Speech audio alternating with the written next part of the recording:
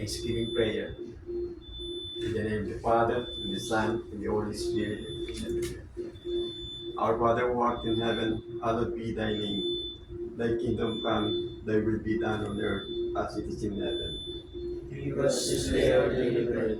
Forgive us our sins, as we forgive those who sin against us. Do not bring us to the test, but deliver us from evil. Amen. Hail Mary, full of grace, the Lord is with thee. Blessed art thou among women, and blessed is the fruit of thy womb, Jesus. Holy Mary, Mother of God, pray for our sinners, now and at the hour of our death. Amen. Glory be to the Father, and to the Son, and to the Holy Spirit. As it was in the beginning, is now, and ever shall be, world without end. Amen. May mighty God bless us, the Father, the Son, and the Holy Spirit. Amen. Good afternoon, ladies and gentlemen.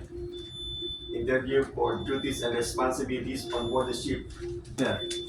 The master is the overall in command of the ship.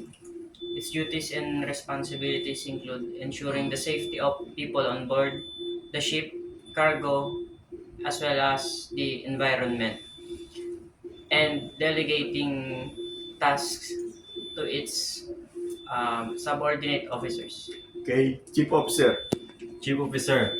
Chief Officer is a second command of the vessel. Then, conduct of cargo operation, like loading and discharging, ballast and deballasting, and also give work for the deck, for the bosun, and all the deck members, and also the give us safety of the vessel and the crew. Okay. That's okay. Next, Second Officer. Second officer is the navigating officer on board the vessel, and is also in some companies may also be the health officer on board the ship. It also is in charge of maintaining the safe operation and good working conditions of the navigating instruments on board the ship and the bridge, like ECDIS and radars.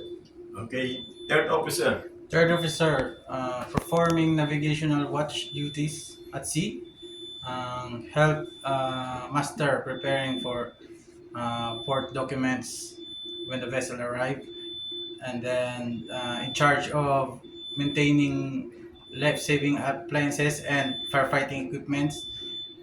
And at port, help chief officer for cargo safe operations. Okay, Boson. Boson assist chief officer in charge of daily maintenance on board on the ship, and also preparing for the during arrival all the moorings, and especially for the deck crew while on deck maintenance, safety also for the crew.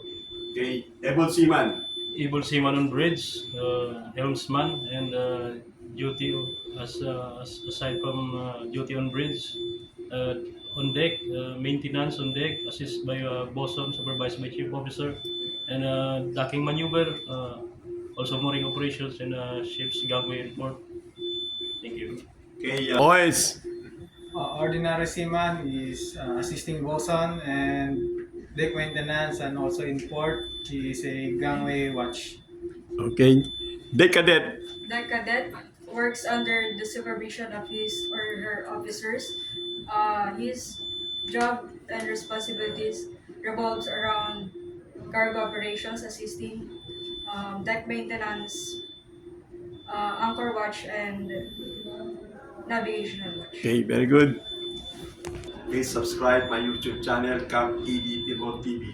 Thank you and God bless. Sir, please subscribe.